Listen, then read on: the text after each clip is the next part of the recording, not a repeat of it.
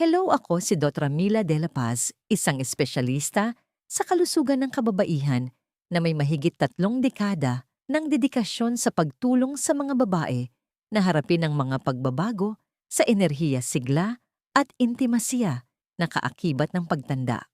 Minsan may kinausap akong isang 74 anyos na babae na bumulong sa akin, "Doktora, pakiramdam ko po ay nagiging invisible na ako." Ang kanyang mga mata ay hindi malungkot. Pagod ang mga ito. Binago ako ng sandaling iyon. Dahil paano kung sabihin ko sa inyo na sa aking 30 taon ng pagtulong sa mga kababaihan na yakapin ang pagtanda ng may dignidad, may natuklasan ako na halos walang sino man ang nagsasabi na may ilang partikular na alak. Hindi tableta, hindi hormones na maaaring makatulong na buhayin muli ang inaakala ng marami na tuluyan nang nawala.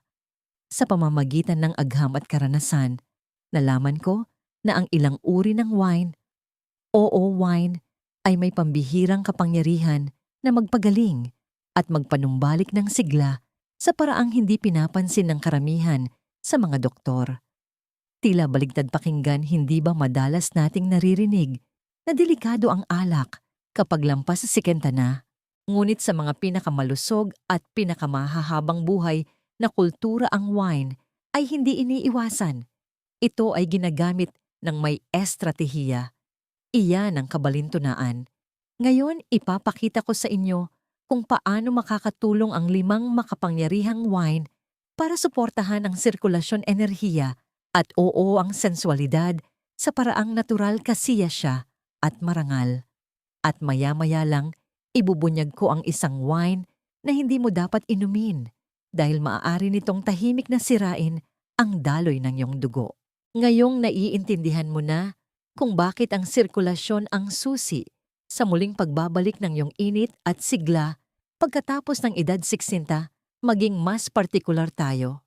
Pinot Noir, ang maginhawang pampasigla, ang pinakaunang wine sa ating listahan, ay hindi lang sikat. Ito ay isang tahimik na sandata pagdating sa pagsuporta sa malusog na daloy ng dugo.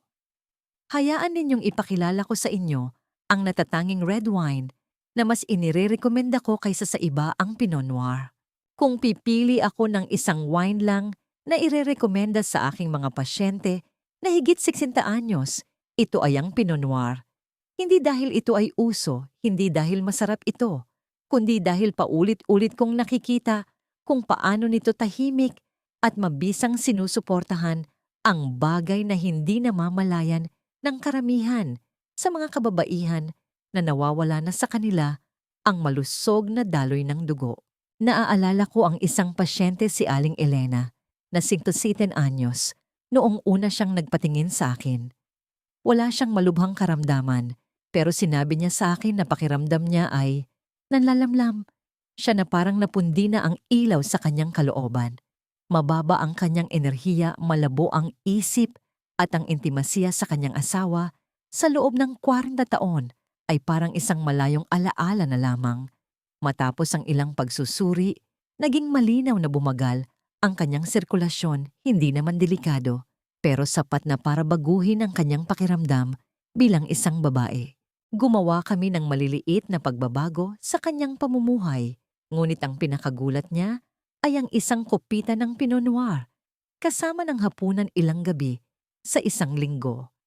Natawa siya noong una at sinabing, "Doktora, wine po ba ang reseta niyo?"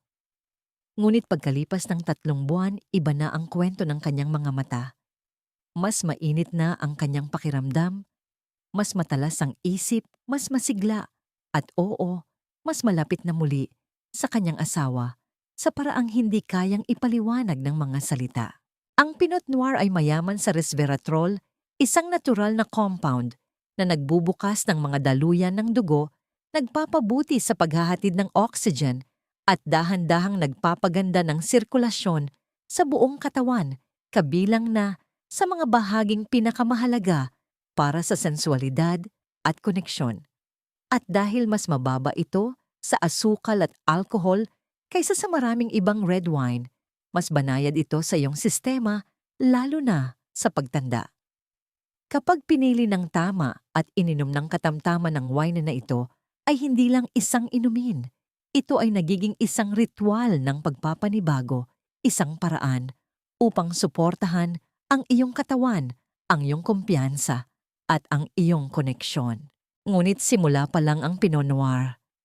Ang susunod na wine sa ating listahan ay maaaring mas makapangyarihan pa, at ito ay isa na malamang ay nakikita mo na sa mga tindahan sa buong buhay mo nang hindi mo namamalayan kung ano ang kaya nitong gawin para sa iyong puso at sa iyong sigla. Cabernet Sauvignon ang matapang na pampabata. Ang Cabernet Sauvignon ay may espesyal na lugar sa aking praktis at sa aking personal na buhay. Ito ay matapang may estruktura at puno ng karakter tulad ng mga kababaihang nakakasalamuha ko araw-araw. Ngunit higit pa sa lasa ang wine na ito ay may dalang mas malalim isang bagay na nakapagpapagaling, lalo na para sa mga kababaihang lampas 60 na nakakaramdam na tila unti-unting nawawala ang kanilang enerhiya at kislap. Naaalala ko ang isang matalikong kaibigan, si Tia Margarita. Dati siya, yung tipo ng babae na hindi napapagod isang retiradong guro, matalas ang isip ang puso ng kanyang pamilya. Ngunit noong nasa early 70s na siya nagbago ang mga bagay. Sinabi niya sa akin na nagsimula siyang makaramdam ng panghihina, mas napapagod, pagkatapos kumain at mas malayo sa sarili niyang katawan. Para pong hindi na nagkakarga ang baterya ko, sabi niya. Tiningnan namin ang kanyang mga resulta at tama nga humihina na ang kanyang sirkulasyon. Doon ko siya hinikayat na subukan ng isang simple at nakakagulat na pagbabago, ilang kopita ng Cabernet Sauvignon, bawat linggo dry de kalidad, hindi yung mura. Ang Cabernet kasi ay puno ng mga flavonoid at procyanidin mga compound na tumutulong magbawas ng pamamaga, magpalambot ng mga pader, ng ugat, at suportahan ang mas maayos na daloy ng dugo, hindi lang sa iyong puso, kundi sa bawat mahalagang bahagi ng iyong katawan. Sa loob ng ilang buwan naramdaman ni Tia Margarita ang dahan-dahang pagbabalik ng init sa kanyang katawan. Nagkaroon siya ng mas maraming lakas, mas madalas tumawa, at lumalim ang koneksyon nila ng kanyang asawa. Sabi niya, parang may nagbukas sa loob niya, at tama siya.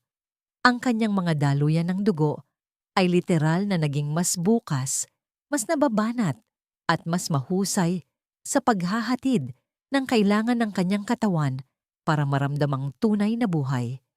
Kapag ginamit ng matalino ang Cabernet, ay hindi lang isang baso ng wine, ito ay nagiging isang makapangyarihang kaagapay sa pagpapanumbalik ng sirkulasyon, pagpapalakas ng init at enerhiya, at muling pagpapaalab ng sensualidad sa paraang natural at pangmatagalan. Ngunit huwag kang aalis dahil baka magulat ka sa susunod na wine. Ito ay mas banayad mas pino, ngunit para sa ilang kababaihan, ito ang gumagana kapag lahat ng iba ay nabigo.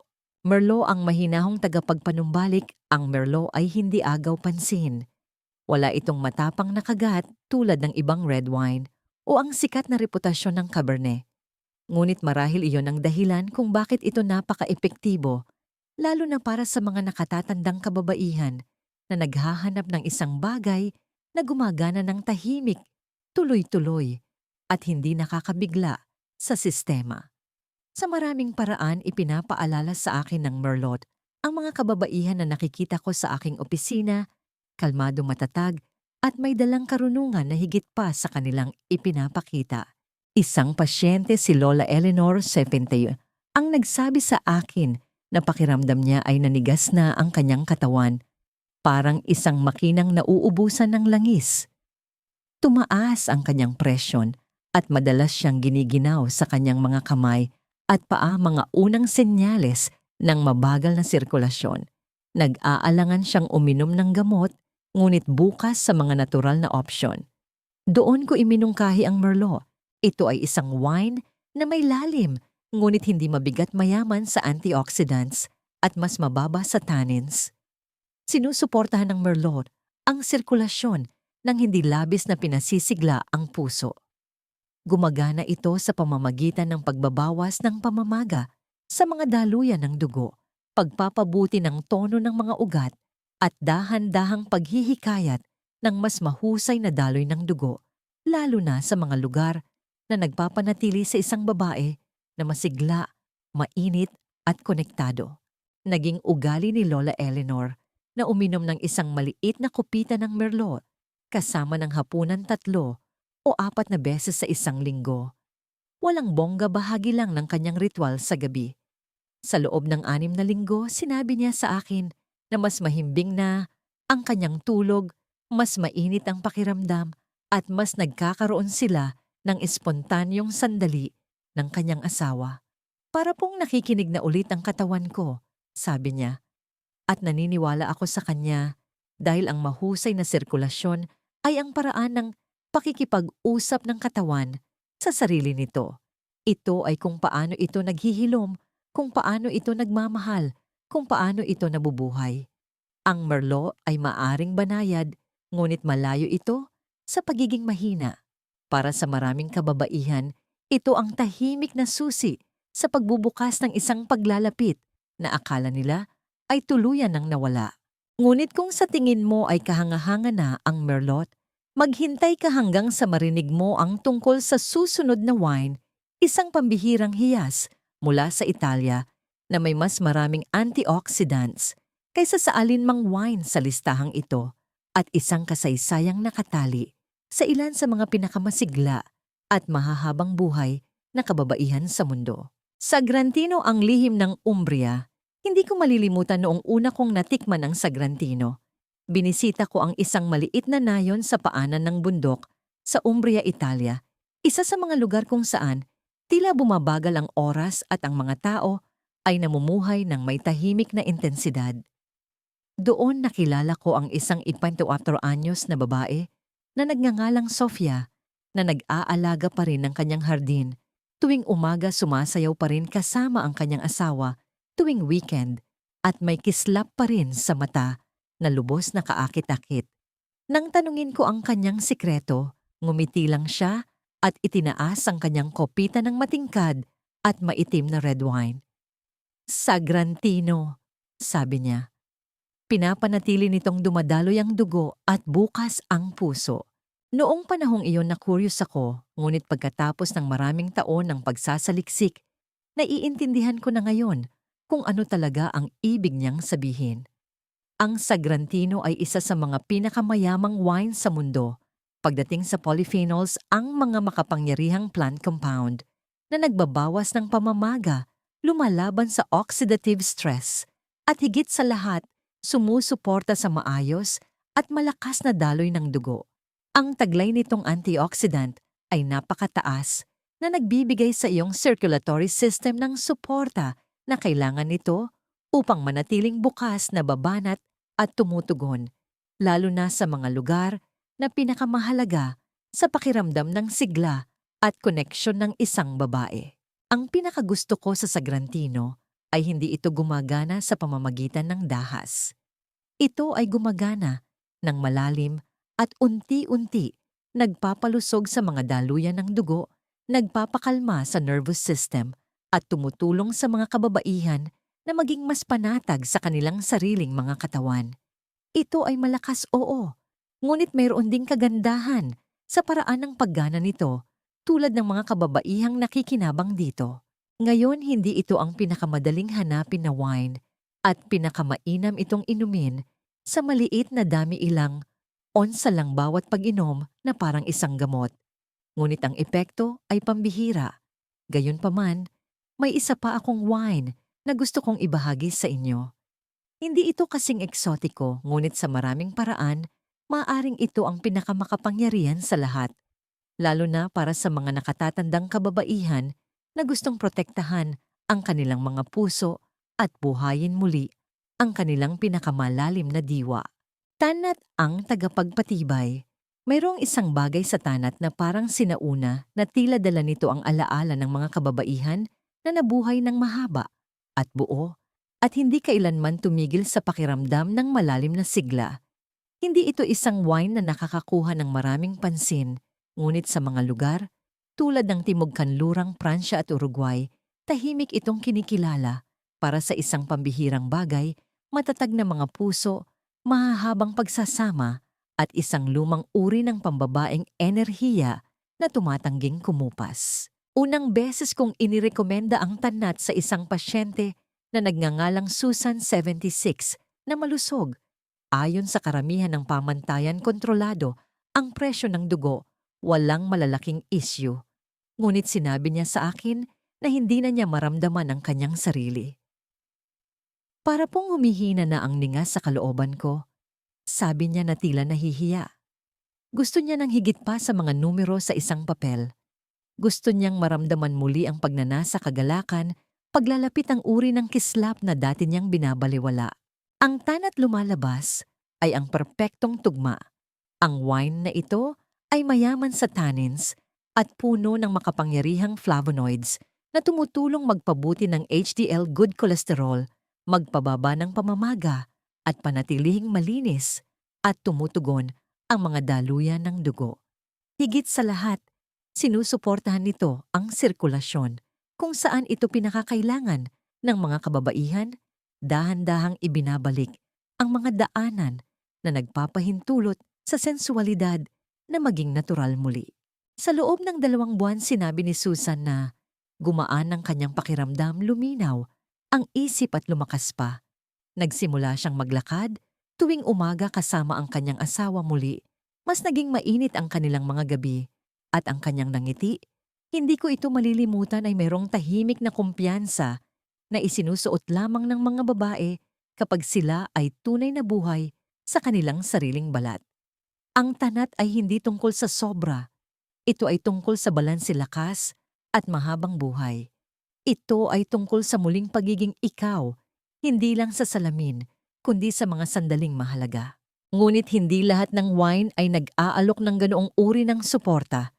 Sa katunayan, ng ilan ay kabaligtaran ang ginagawa. Mga wine na dapat iwasan.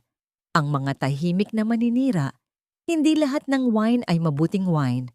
Dahil lang ito ay pula at isinalin sa isang magandang kopita, ay hindi nangangahulugang nakakatulong ito sa iyo, lalo na kapag ikaw ay higit sa 60 at bawat desisyon na iyong ginagawa ay maaaring nagpapalakas sa iyong kalusugan o tahimik na sumisira rito. Mayroon akong pasyente na nagngangalang Brenda 69 na lumapit sa akin na bigo. Nanonood siya ng ilang health videos online. Nagsimulang uminom ng wine ng regular at umasang bubuti ang pakiramdam. Ngunit sa halip mas lalo siyang napagod, naging mas malabo ang isip at mas nahirapan sa pakiramdam na konektado at masigla. Nang tingnan namin ang sagot, ay nasa kanyang kusina lamang, matatamis na red blend, murang boxed wine, at isang gabi-gabing pag-inom na naging medyo sobra na. Ang katotohanan ay may mga wine na maaaring sumira sa lahat ng iyong pinaghirapan. Ang matatamis na dessert wine halimbawa ay puno ng asukal at ang asukal ay nagdudulot ng pamamaga sa mismong mga daluyan ng dugo na sinusubukan nating buksan. Maraming mass-produced na wine ay puno rin ng sulfites, preservatives at maging ng artificial na pangkulay, mga bagay na nakakasira sa sirkulasyon, nagpapataas ng presyo ng dugo at nag-iiwan sa iyong pakiramdam na mabigat at matamlay. Kahit ang ilang white wine bagamat presko at magaan ay nag-aalok ng napakakaunting circulation-boosting compounds na matatagpuan sa mas maiitim na red wine. At kung umiinom ka ng malapit sa oras ng pagtulog, maaring naaantala mo ang iyong pagtulog na kasing halaga rin para sa daloy ng dugo at balanse ng hormone tulad ng anumang suplemento o dieta. Hindi ito tungkol sa takot. Ito ay tungkol sa pagiging intensyonal. Ang wine ay maaring maging gamot o lason, depende sa uri na iyong pinipili at kung paano mo ito ginagamit. Ang susi ay kalinawan alamin kung ano ang sumusuporta sa iyong katawan at kung ano ang umuubos nito. Simpleng plano para makapagsimula ngayon. Ang pagbabago ay hindi kailangang maging malaki para maging makapangyarihan. Sa katunayan, ilan sa mga pinakamakabuluhang pagbabago sa kalusugan na nakita ko sa mga kababaihang lampas, siksinta, ay nagsimula sa isang bagay na kasing liit ng isang kupita ng tamang wine na sinamahan ng kaunting intensyon sa kung paano sila kumikilos, humihinga at kumokonekta sa bawat araw. Kung nakaantig sa iyo ang mensaheng ito, kung may bahagi sa iyo na pagod ng mapagod o nangungulila sa paglalapit, na dati mong binabaliwala, hayaan mong bigyan kita ng panimulang punto, simple makatotohanan at banayad. Una, pumili ng isa sa 5 wine na tinalakay natin. Isa lang. Ang Pinot Noir ay isang magandang panimula, mayaman sa resveratrol, banayad sa katawan, at madaling tunawin. Uminom ng isang kopita na may 4 hanggang 5 onsa, mga standard of Diaz, 1.5 ml, kasama ng hapunan 2 o 3 beses sa isang linggo. Inumin ito ng dahan-dahan. Hayaan itong maging bahagi ng isang bagay, isang tahimik na sandali, isang masarap na pagkain o oras kasama ang isang taong mahalaga sa iyo. Sunod, bigyan mo ng dahilan ng iyong katawan para dumaloy ang dugo. Maglakad ng 15 hanggang 20 minuto araw-araw. Walang kakaiba, sapat lang para gumalaw ang dugo, mabatak ang baga at gisingin ang sistema. Magugulat ka kung gaano kabilis tutugon ang iyong katawan. Pagkatapos, magdagdag ng ilang maliliit na suporta, isang dakot ng mani, ilang piraso ng dark chocolate, malalim na paghinga bago matulog. Ang maliliit na pagbabagong ito ay lumilikha ng isang kapaligiran kung saan ang mas mahusay na sirkulasyon at panibagong sensualidad ay hindi lang posible. Ito ay nagiging bagong normal. Panghuli, maging mapagpasensya sa iyong sarili. Hindi mo hinahabol ang kabataan. Binabawi mo ang sigla sa iyong sariling paraan, sa iyong sariling bilis. Huling salita mula kay Dr. Mila De La Paz. Kung umabot ka hanggang dito, nais kong magpasalamat sa iyo. Hindi lang sa pakikinig, kundi sa pagmamalasakit mo, sa iyong kalusugan, sa iyong enerhiya, at sa iyong mga relasyon para manatili sa akin. Iyon pa lang ay nagsasabi sa akin na hindi ka patapos lumago, hindi ka patapos mabuhay, at tiyak na hindi ka patapos magmahal. Sa paglipas ng mga taon, marami na akong nakita. Nakakita ako ng matatag na kababaihan na kumukupas dahil inakala nilang ang pagtanda ay nangangahulugang pagiging invisible. Nakakita ako ng tahimik na sakit sa likod ng mga matang dati nag-aalab sa kumpiyansa. Ngunit nakakita rin ako ng iba, isang bagay na mas makapangyarihan. Nakakita ako ng mga babaeng muling namumukadkad. Nakakita ako ng mga mag-asawang muling nagkonekta pagkatapos ng maraming taon ng katahimikan. Nakita kong bumabalik ang sigla dahan-dahan, ngunit tiyak sa pamamagitan ng maliliit at intensyonal na mga pagpili. At kung may isang mahalagang aral sa buhay na maari kong iwan sa inyo, ito iyon, hindi ka sira. Ang iyong katawan ay hindi ka binibigo. Ito ay humihingi ng suporta.